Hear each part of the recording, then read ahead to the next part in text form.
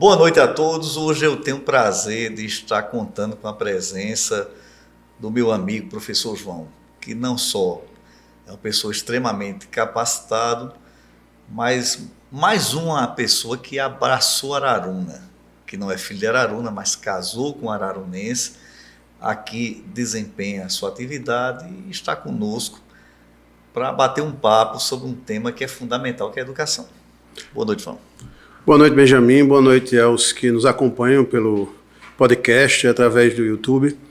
Bem, Benjamin, eu adotei Araruna para viver. Eu acho que, como muitos que já estiveram aqui, a nossa cidade é uma cidade boa de se viver.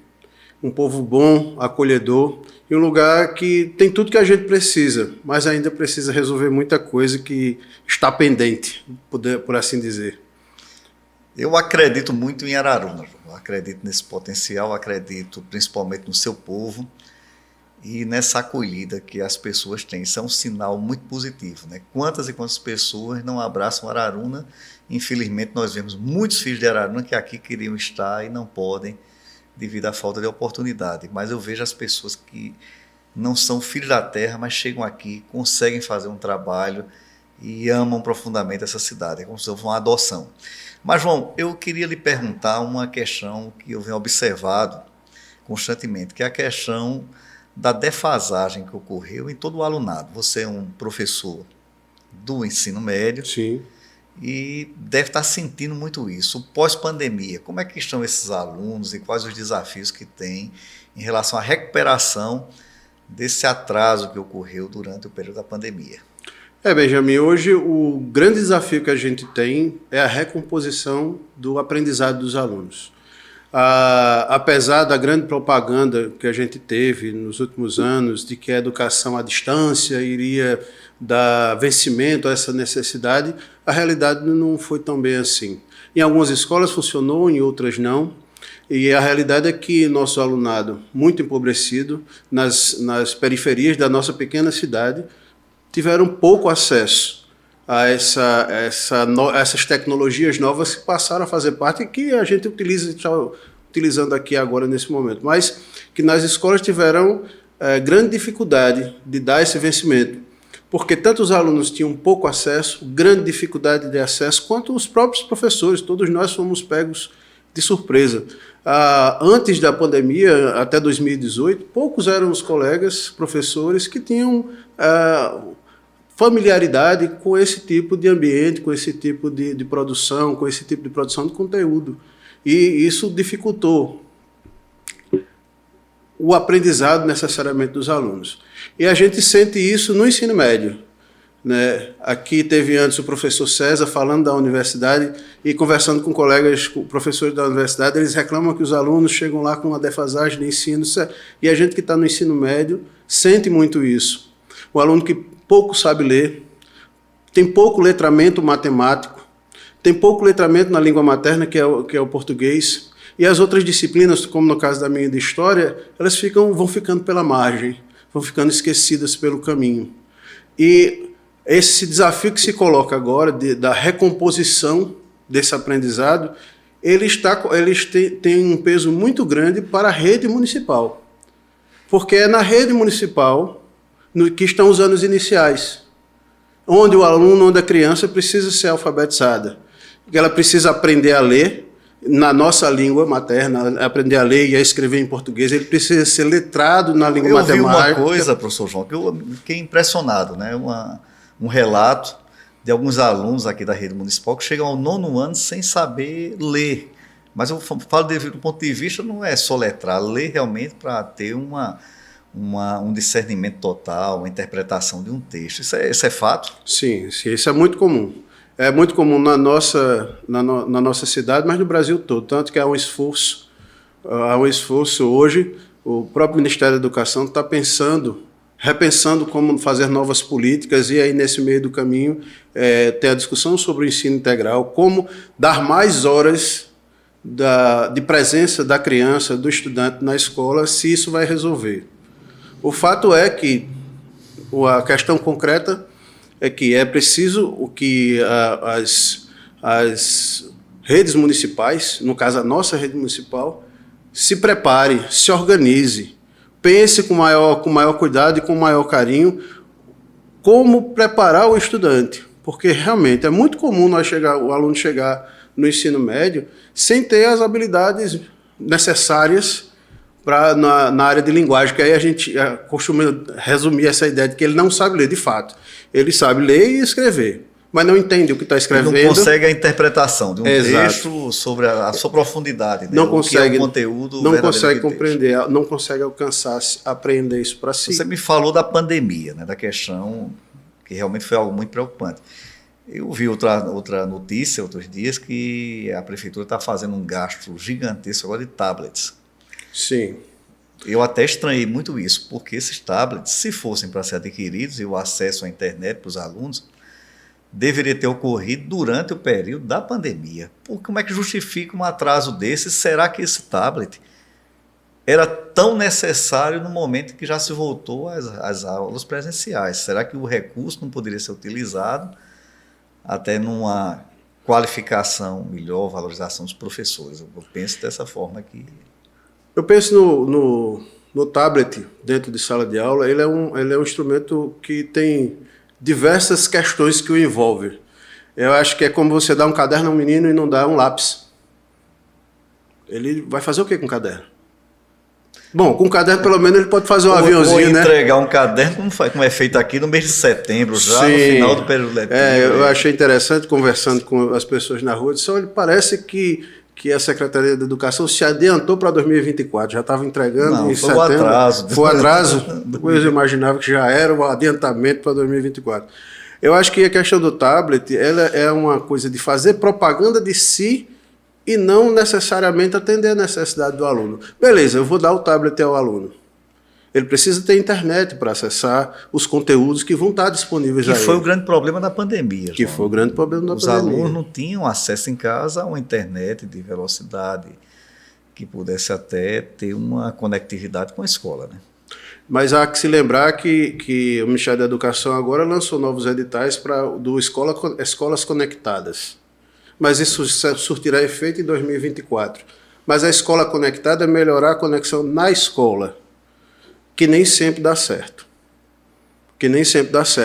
Porque as empresas que ganham, que me parece que há direcionamentos, infelizmente, isso parece meio que isso que acontece, as empresas que ganham para prestar o serviço não oferecem um serviço de boa qualidade. Tem internet em escolas, mas se todos os alunos da escola no turno, com uma escola como o João Alves, por exemplo, vamos dar a tablet para os meninos todos do João Alves. É uma escola grande, com um público muito grande, e se todos eles entrarem... em torno de 800 alunos, né? Pois é, e se todos eles conectarem, o que é que acontece? O que a gente sabe muito bem, a conexão não funciona. A conexão atual eu sei que não funciona. E pelo que se fala, essa conexão inclusive é paga com dinheiro do PDDE. Sim, pelo que é o recurso federal. Recurso federal. E pelo que se diz, só tem acesso à secretaria, nem os professores, nem os alunos têm um acesso livre a essa conexão, né? Eu acho que é uma coisa lamentável, né? Esse acho que é um dos grandes desafios que o poder público municipal tem para vencer. Mas é um desafio que só se vence quando se quer realizar e quando se quer atender. É uma coisa que você diz muito, e eu acho importante, é ter a ideia de resolutividade. É ver um problema e não pensar a partir de mim. Eu sou o gestor, eu estou vendo lá o problema, eu vou pensar a partir de mim. Não, eu preciso pensar a partir do povo que está sendo atendido. Está resolvendo o problema dele? Se não está, por que não está? Eu acho que essa são 3 perguntas que nós não vemos acontecer na gestão atual.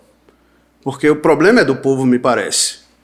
E o gestor ele vai pensar em alguma outra coisa que não resolver o problema do povo. Um atendimento de outras prioridades, que eu vejo isso, né? Eu vejo com tristeza o caso da escola Professor Moreira. Sim, professor Já João vai Moreira. para quantas reformas? Me parece a 3ª reforma que a escola, nesses 2 mandatos do atual gestor, e a escola não se conclui. Não atende, não consegue se concluir isso. Eu acho que nessa última reforma a escola está com 1 ano. É inadmissível, mais de 1 ano a escola parada. Teve todo o período da pandemia para se pensar isso e reformar a escola e dar essa qualidade que se dizia que iria fazer. E ainda mais, João, eu tive uma surpresa tremenda. O preço da reforma muito elevado e ainda teve um aditivo de 49,68% agora. Isso tem sido muito comum, não é? Esses aditivos. Isso aconteceu na escola lá do Marisete Dutra, né? Que também teve um aditivo gigantesco e não há justificativa, porque aditivo é para serviço, não previsto na reforma ou na obra, né? De fato. E você conseguiu, você imagina só você reformar a sua casa e de repente, não, eu vou aumentar 50% de serviço extra. Não tem lógica isso, não há planejamento que dê vencimento a uma situação dessa. Uma situação dessa. E o que eu acho mais preocupante é, enquanto a escola está nessa situação precária, né, os alunos estão alocados, estão colocados de forma também precária, porque pode-se dizer... não, mais precária ainda. Mais precária ainda, porque se dizer que você dividir um salão com paredes de madeirite é uma forma de solucionar, talvez fosse uma forma de você... uma forma temporária para 2, 3 meses, uma forma emergencial. Porque isso interfere em muita coisa. E são crianças. Eu costumo dizer muito aos colegas que estão no ensino fundamental que eles são grandes heróis. Principalmente os que cuidam de crianças menores, crianças pequenas, lá nos primeiros anos, são grandes heróis. Porque você chega numa escola de ensino fundamental das primeiras séries, é menino correndo, é menino gritando, é criança sendo criança, né? E esses professores, infelizmente, eles estão na base da nossa carreira e deveriam estar no topo. Eles deveriam ser os mais valorizados e são os menos valorizados. E, como você falou, né, para a gente bater no papo antes, a questão de que sempre o culpado é o professor. Quando a gente fala que um aluno chegou ao 9º ano sem ter o domínio da língua portuguesa, da leitura, da escrita, das operações de matemática básica para poder entrar bem no ensino médio, não é colocando a culpa no professor. Pelo contrário, o professor é uma vítima disso, de falta de estrutura. Eu vejo relatos de professores, por exemplo, da escola de Fazenda Nova, que não tem uma sala de professor. A escola Joana Maria da Conceição, que é uma escola grande também na zona rural em Mata Velha, não tem sala de professor.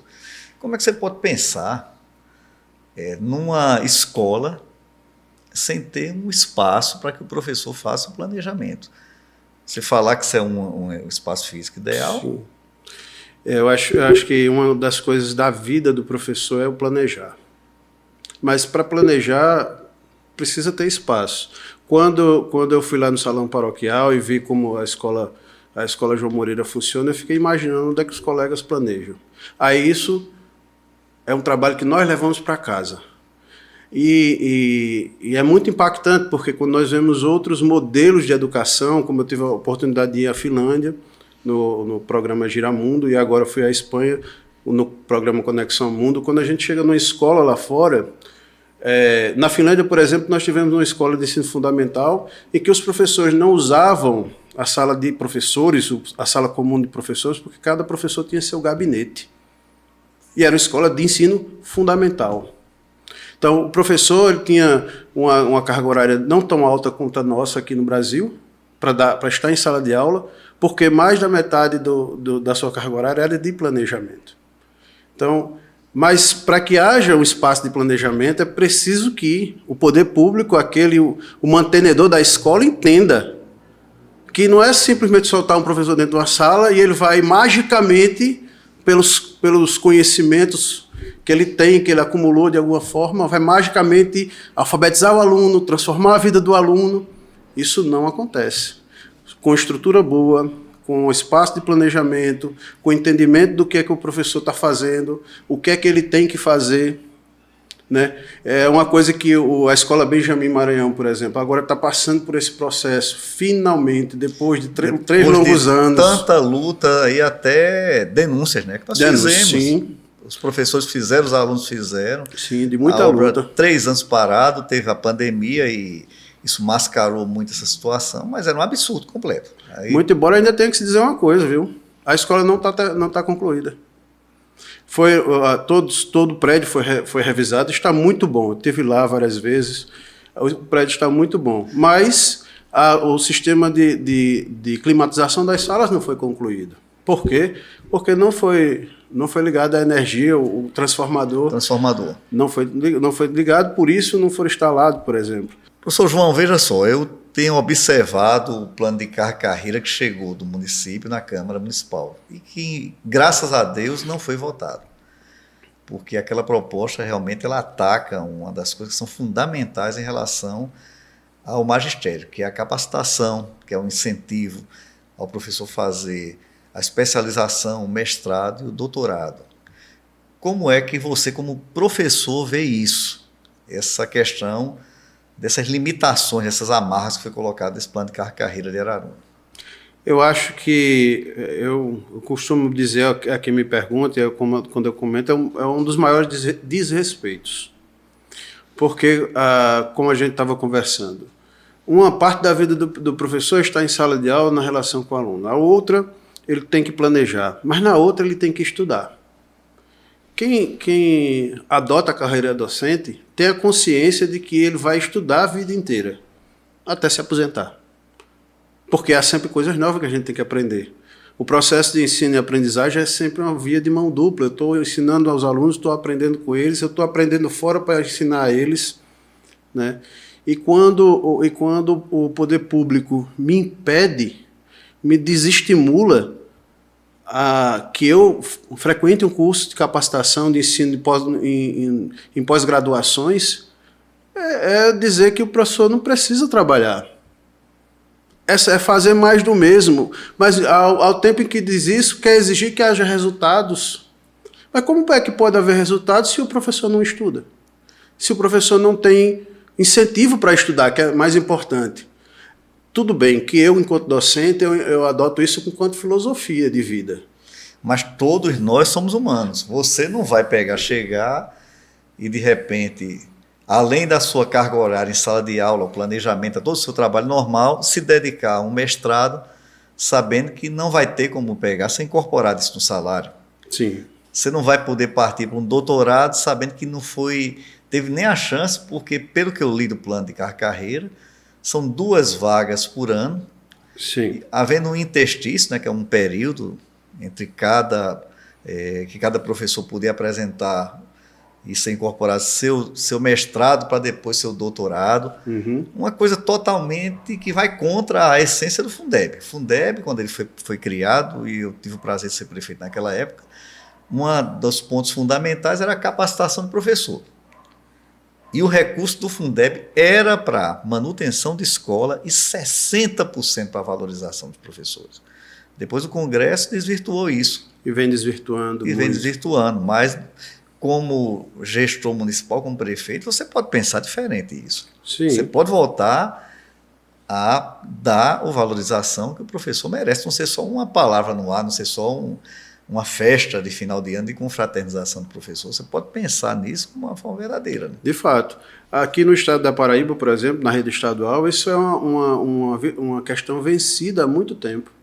Eu me recordo, eu estou na educação do estado, já tem aí uns 20 anos entre meu concurso efetivo e as prestações de serviço, e eu me recordo das lutas que o sindicato fazia, e uma delas era justamente isso, pelo incentivo à qualificação profissional. Nós continuamos, de fato, mas mudou muito, no sentido de que havia essa limitação sempre, era preciso solicitar ao gestor, à Secretaria da Educação, que ela autorizasse que eu pudesse fazer um curso.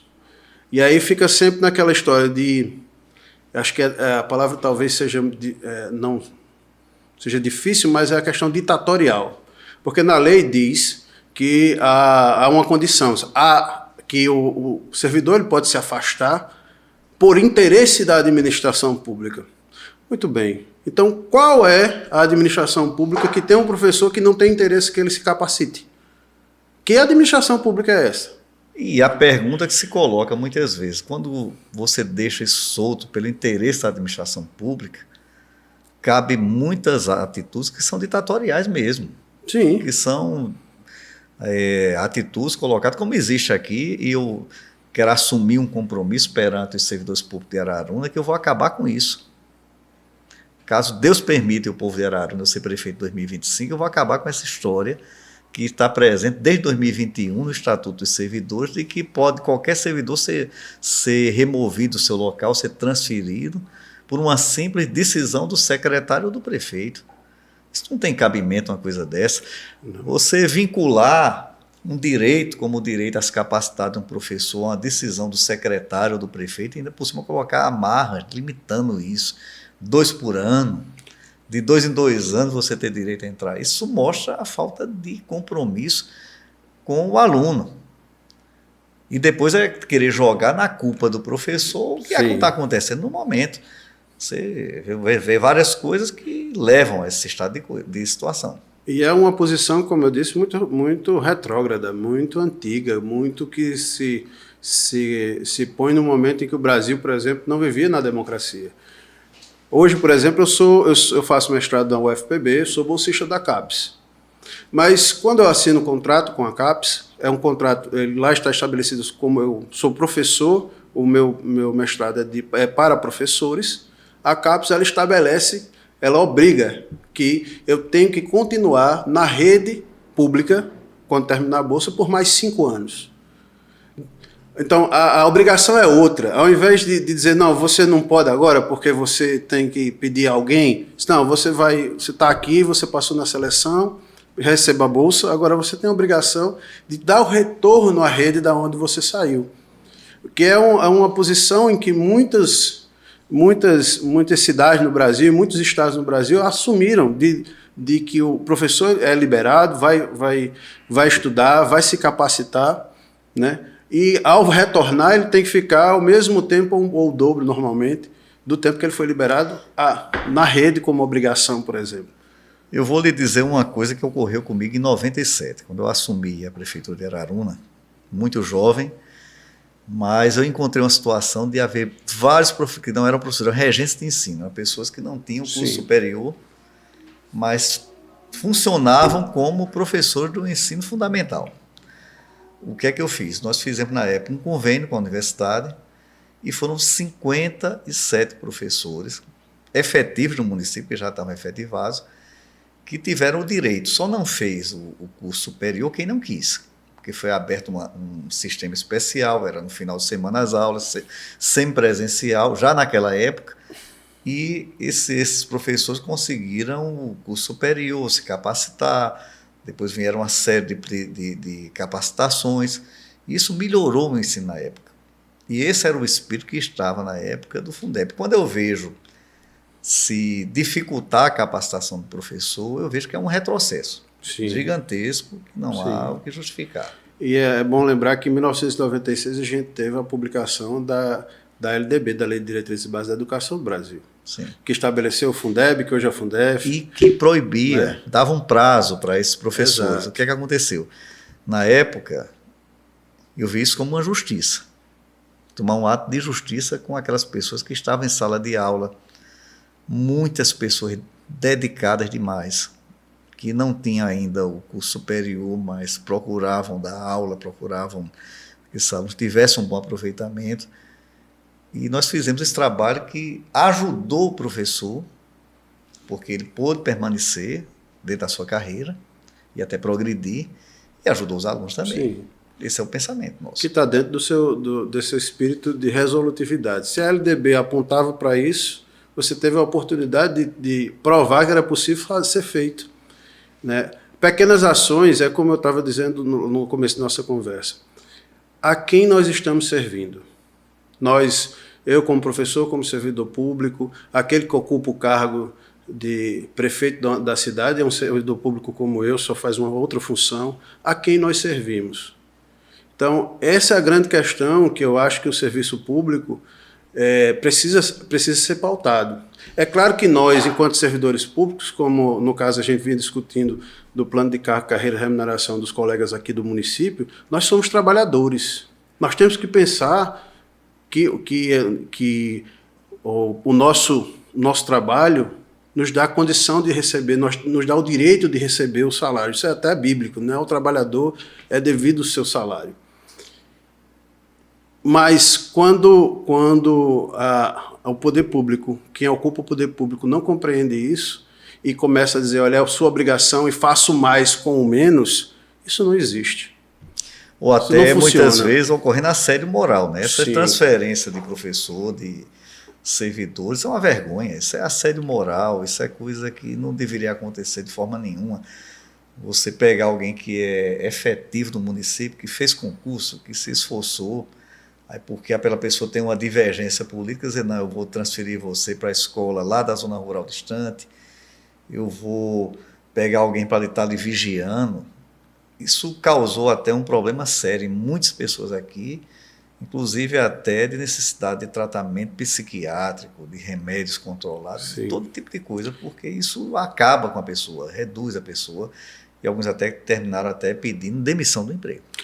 Uma das coisas que na atividade docente, nós no conjunto todo da docência, professores e professoras, lutando muito, é um troço chamado liberdade de cátedra.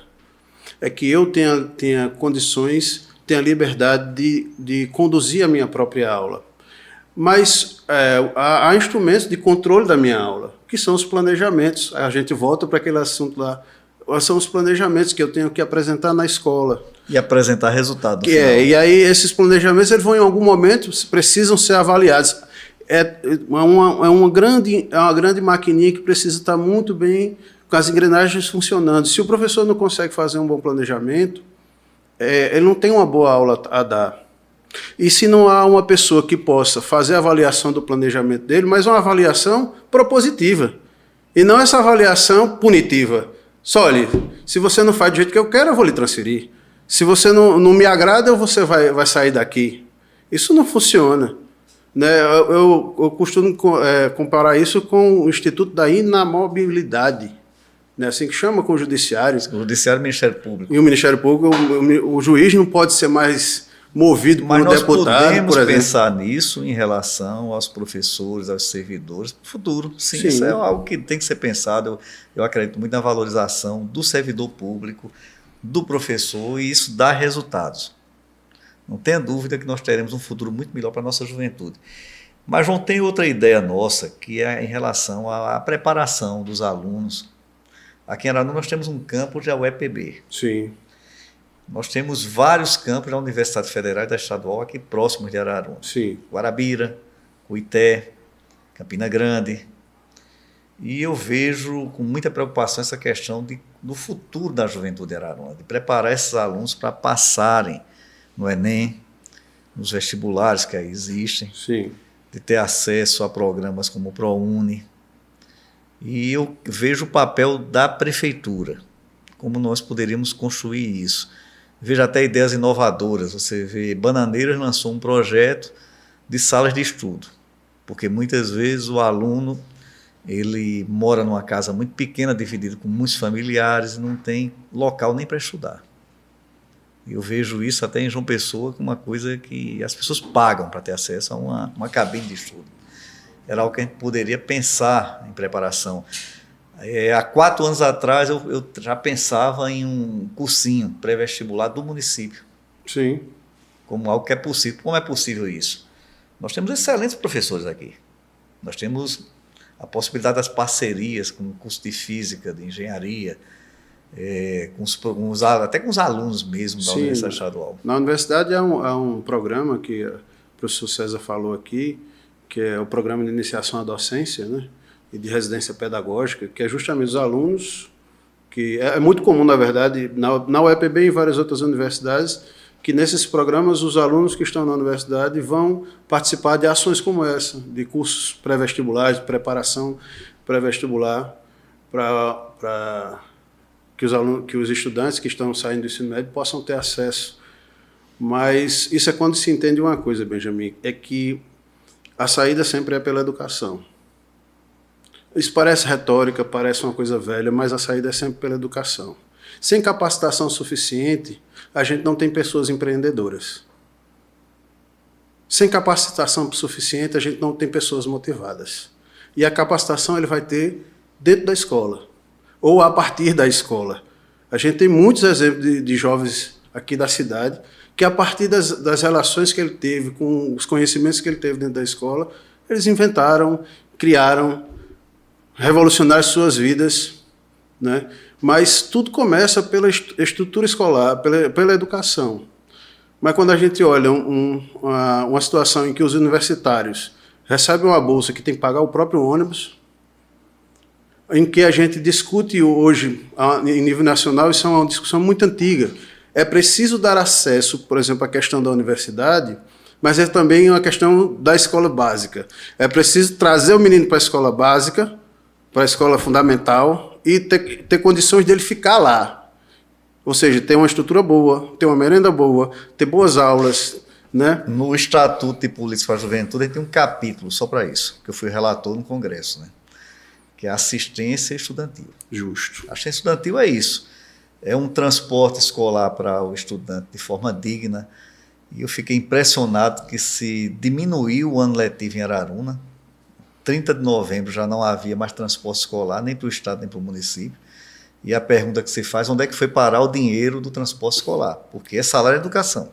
Do mês de dezembro inteiro. Do mês de dezembro inteiro, porque havia recurso para isso. E esse transporte de estudante é extremamente questionável. Até o próprio dono da empresa que ganhou todas as licitações disse que tinha motorista que era mais fácil estar puxando o rabo de um boi. Tem um áudio gravado disso. E é do rapaz que tem a maior parte do contrato. E todo mundo tem conhecimento disso. Então, que tipo de transporte está se dando a esses alunos?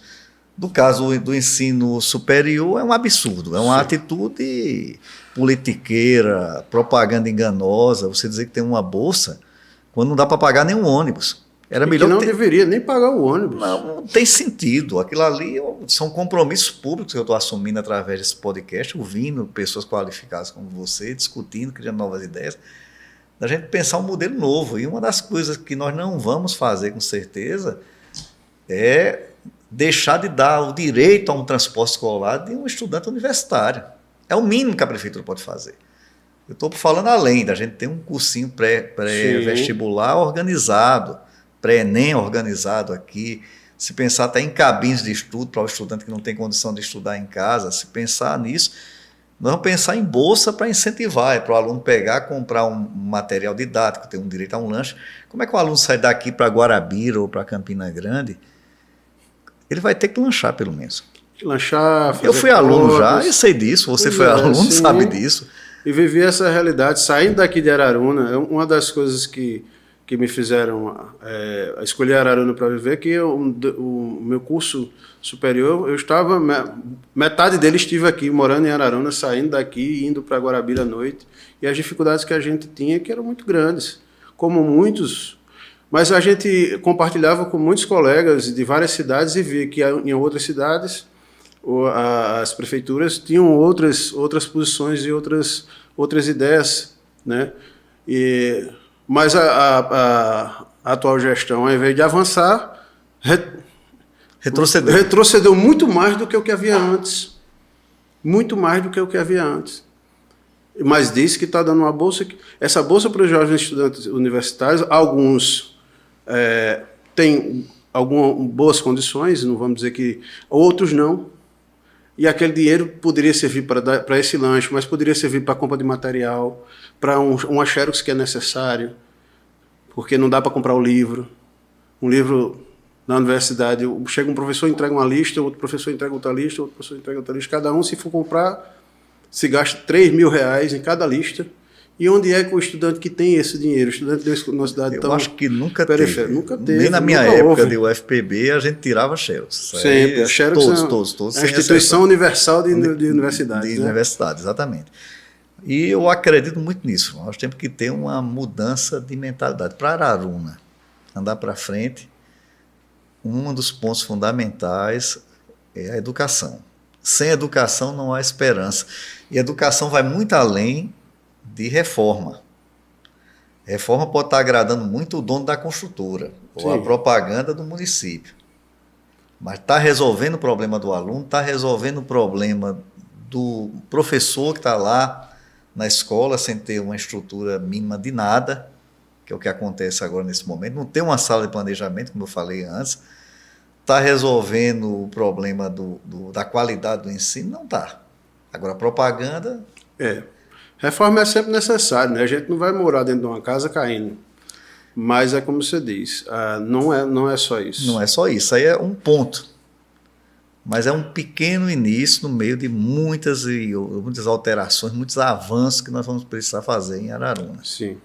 Há muita coisa para se resolver. Nos próximos anos, há as obrigações a respeito do ensino integral. Né? Foi sancionada a lei que estabelece a nova lei sobre o ensino integral, que estabelece novas metas. Mas, bem, há metas a ser realizadas, mas também há incentivos. Não é à toa, não é incentivos generosos do governo federal e do MEC, nós temos visto lá. Fundo Nacional de Ensino Integral é bastante... Mas você não vê planejamento, você não vê se falar em uma escola nova em Araruna, que vá ter condição de funcionar como uma escola de ensino integral do ensino fundamental. Ninguém escuta falar nisso. Escuta falar em reformas, uma coisa como se fosse um improviso, demorado demais, obras paralisadas. Sim. E a preço de hoje tem uma coisa, o ensino integral ele tem um nível de exigência muito maior do que o ensino regular. Está ali o aluno que ele vai ficar, o estudante que ele vai ficar o dia inteiro na escola. Para um estudante de ensino médio, que é onde eu atuo e onde eu vejo, meu filho passou a estudar na escola integral esse ano. O ano que vem ele já começa a pensar, porque esse ano não houve funcionamento integral, mas no ano que vem ele já começa a pensar como é que vai ser o dia todo na escola. Apesar da reforma da Escola Benjamin Maranhão ter sido excelente, mas a gente sabe que ainda faltou muita coisa. Áreas de descanso não existe para os alunos, a sala de professores está lá, mas toda essa área de convivência ela não foi pensada. Então é um processo e problemático que tudo pode ser resolvido, por exemplo, quando começa do zero. Vamos começar uma escola do zero. Então, para começar a escola do zero, tem que saber planejar bem direitinho o que é que vai ser feito. Porque uma coisa é um estudante de ensino médio, outra coisa é uma criança do ensino fundamental. E você veja bem como Araruna não está preparada. Passou-se esses 7 anos. Todos nós sabíamos que estava anunciado essa obrigação de se criar as escolas de ensino integral. Isso é muito antes da pandemia. Muito antes da pandemia, não há nada que justifique isso. Não há novidades. Não teve um passo adiante. Pelo contrário, teve o abandono de obras como da escola Professor Moreira, que não tem condição nenhuma, se você pegar no padrão normal de ensino integral, de funcionar como uma escola que venha passar uma criança o dia inteiro lá. Não tem área de convivência, não tem ginásio, não tem área de descanso, não há os laboratórios necessários, enfim. Não houve discussão com a comunidade. Eu acho que isso é uma coisa que se deve pensar. Numa futura gestão em que você assuma, é uma coisa que você precisa pensar. Uma alteração numa escola não é uma vontade do gestor que quer pintar as paredes de azul. Ela tem que partir de discutir com a comunidade quais são as necessidades que a comunidade tem. Identificar essas necessidades, discutir, decidir. Agora, o gestor ele vai entrar, a comunidade decidiu isso, mas o que é que eu posso fazer com os meus limites de orçamento? E ter clareza com isso para a comunidade. Mas nada disso aconteceu. O João Moreira vai virar a escola integral. Como? Quantos alunos vão ficar ali? De que jeito eles vão ficar? São crianças. E essas crianças elas vão almoçar onde? Elas vão tirar um cochilo aonde? Porque a criança precisa dormir. Elas vão passar o dia todinho se mexendo. Aí, como é que elas vão aprender? Onde vai ser a atividade física dessas crianças? Onde vai ser a atividade física? Onde é que é o ginásio? Que é o ginásio, não sei aonde, perdido lá no meio do mato. Então, todas essas questões elas precisam ser colocadas e planejadas direitinho, porque nós estamos lidando com vidas. A minha relação com meus alunos do ensino médio ela é diferente, como eu digo muito, dos professores que estão no ensino fundamental, que são meus grandes heróis. Porque eles têm que dar conta dos primeiros anos de vida e de aprendizado das crianças. Se esses primeiros anos de vida não derem certo, os últimos não darão. E aí ele não vai ter condição de entrar na universidade, e aí a gente não vai ter profissional qualificado para pensar em desenvolvimento econômico, por exemplo. Tudo está conectado. Professor João, muito obrigado pela presença hoje. Eu acho que a gente passaria horas e horas aqui falando de educação, falando de projetos futuros, falando de suas experiências, que tem muito a ganhar nessas suas visitas. Eu aprendi muito como deputado federal, João. Foi uma das questões mais importantes da minha vida, foi porque eu pude conhecer várias experiências, não só dos estados brasileiros, mas do exterior. E isso me deu uma vivência de mundo que eu posso dizer que ajuda muito em tudo que nós planejamos, né? Sim. Não é querer ser melhor do que ninguém, mas quando você conhece o mundo, conhece as outras realidades, você pode pegar experiências vitoriosas e adaptar para as nossas necessidades, para as limitações orçamentárias que existem, e não desperdiçar o recurso público. Eu, quando vejo a falta de planejamento que existe aqui em Araruna, eu lamento demais, porque se perdeu grandes oportunidades. Houve um período de grandes orçamentos, de uma facilidade de recurso muito grande, e que não foi feita a inovação. E eu quero, nessa nossa conversa, mais uma vez, nos dirigir às pessoas que nos escutam. Nós temos um compromisso fundamental com as pessoas, com a qualidade de vida, com a saúde, com a educação, mas com a inovação também. Fazer mais com o orçamento que nós temos. É uma obrigação que teremos para o futuro. Muito obrigado, professor João. Eu que agradeço essa oportunidade da gente discutir a educação é sempre necessário, né? Pensar um projeto para o futuro passa sempre pela escola. Não há futuro que não passe pela escola. Se existe esse, eu não conheço. E se existe alguém fez, é apenas uma mera coincidência, um mero erro do universo, a gente costuma dizer. Mas todo futuro ele passa pela escola.